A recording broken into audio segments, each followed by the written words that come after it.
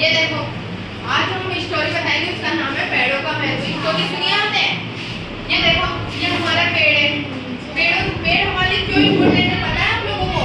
देखो, पेड़ों से हमें क्या क्या मिलता है। पेड़ों से हमें तेल मिलता है, ईंधन मिलता है, कपास मिलता है, फूल मिलता है, लकड़ी मिलती है, सब्जियां मिलती है, औषधि मेडिसिन वगैरह मिलती है। काय से मिलती है? हमें पेड़ से मिलती है। अनाज मिलता है, दालें मिलती है, फल मिलते हैं, छाया देता है, ऑक्सीजन देता है। मेन क्या है? ऑक्सीजन। पेड़ों से देखो कितनी सारी चीजें मिलती है हमें। दिखाई दे रहा है आप लोगों को? यानी कि पेड़ हमारे लिए कितना इंपॉर्टेंट पता है ना आप लोगों को। और हम लोग क्या कर रहे हैं? पेड़ों को काट रहे हैं। ठीक है, आज की जो जनरेशन है वो क्या कर रही है? पेड़ों को काट के, ये पेड़ों को काट के क्या बना रही है? फर्नीचर बना रही है। कितना गलत काम कर रहे हैं।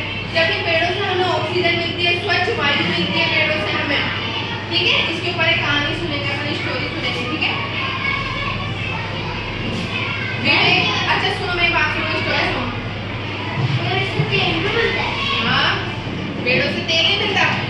अच्छा ये बताओ मुझे, कोकोनट है, आप जो नारियल पानी पीते हो, नारियल पानी पीते हो कहाँ लगता है? पेड़ पे ही तो लगता है। कि जब वो नारियल पानी पी लेते हो उसके बाद उसमें से ऑयल निकलता है। देखा है ना आप लोगों ने? कहाँ से मिलता है? पेड़ों से ही तो मिल रहा है हमें ऑयल वगैरह। कोकोनट ऑयल वगैरह कहाँ से मिलता है? बादाम का तेल कहाँ से मिलता है?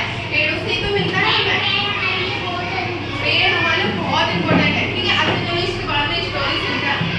ठीक है, एक बार है ना, आप जैसे ही एक लड़का था, उसका नाम था विवेक। ठीक है, स्टोरी सुन लो पेड़ों के महत्व की। विवेक नाम का एक लड़का था, वो स्कूल जाता था। उसके पापा उसे बुलाते हैं नाश्ता करने के लिए, ब्रेकफास्ट करने के लिए। सवाल देते हैं, विवेक बेटा आ जाओ नाश्ता कर ले। वो आता है और नाश्ता करके चला जाता है। ठीक है, उसकी माँ होती है, वो घर का काम वाम करके और वो है ना बगीचे की तरफ निकलती है। बगीचे की तरफ जाती है तो बहुत बड़ा बगीचा होता है। बगीचे की तरफ जाती है तो देखती है कि बगीचे में है ना सारे फ्लावर्स बिखरे पड़े हैं, सारे ना पेड़ों को गोंदा हुआ है, मतलब पेड़ों को दबाया हुआ है। वो देखती है और वो हक्का बक्का रह जाती है कि ये किसने किया। क्योंकि जो उनका बेटा था ना विवेक, वो बहुत बदमाशी करता था। वो कभी छोटे पेड़ों को तोड़ देता था, पेड़ों को उगने नहीं देता था। ठीक है, एक दिन जब वो विद्यालय किसे बोला जाता है? स्कूल। एक दिन जब वो स्कूल से घर आया, उसकी माँ बहुत परेशान हो गई। वो देख के गार्डन को इतने सारे पेड़ पौधे फ्लावर्स वगैरह सब टूटे हुए पड़े हुए थे।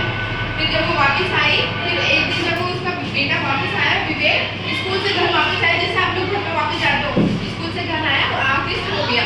तो उसने सपने में क्या देखा कि उसे सपने में ना दिखाई दिया कि है ना वो एक खाली जगह पर पहुंच गया, जहाँ पे सिर्फ कंकाल ही कंकाल है, कुछ भी नहीं है, सिर्फ हड्डियाँ पड़ी हुई है।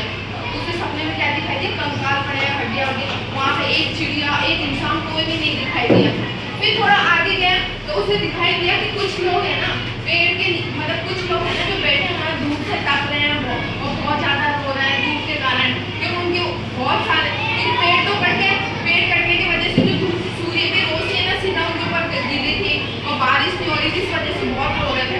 वो सपने में देखा जा रहा, रोया जा रहा, तो ये इंसान क्यों रो रहा है? फिर उसने आगे जाके पूछा, जो लोग रो रहे थे ना बैठ के, उनसे पूछा कि आप लोग क्यों रो रहे हो? तब उन्होंने बोला कि है ना आजकल जो इंसान है ना, उन्होंने पेड़ों को तो काट दिया है, और पेड़ों के कटने की वजह से ना तो हमें है ना जो स्वच्छ वायु मिलती है, और पेड़ों के कटने की वजह से ना ही बारिश हो पा रही है। ठीक है, और सूर्य की सीधी रोशनी हमारे ऊपर गिर रही है, ना वर्षा हो रही है, ना खेती हो रही है, ना अनाज बिक पा रहा है। हम लोग क्या शायद भूखे मर रहे थे वो लोग। ठीक है, ये देखिए उसके मन में ना एक अजीब सा ना डर पैदा हो गया। ठीक है, वो रोने लगा, सपने के अंदर रोने लगा कि ये क्या हुआ। फिर आगे गया तो उसे एक सन्यासी दिखा, कि एक बाबा नजर आया। उस बाबा ने उसके सर में हाथ रख के बोला कि बेटा जहाँ तुम अभी खड़े थे ना, जहाँ तुम्हें कंकाल दिखाई दिया है, कोई भी इंसान नजर नहीं आया, वो आपका भविष्य काल है। भविष्य में हमारे साथ में ऐसा ही होगा। अगर हम धीरे धीरे सारे पेड़ों को काट देंगे ना तो इस धरती में कुछ भी नहीं बचेगा। अगर सारे पेड़ कट जाएंगे, हमें ऑक्सीजन कहाँ से मिलेगी? कहीं से नहीं मिल पाएगी ऑक्सीजन, से इंसान तड़पेगा और कुछ नहीं होगा। और जहाँ अभी तुम खड़े हो ना, जो इंसान तड़प रहे हैं, वो आपका फ्यूचर है। ठीक है, समझ में आया?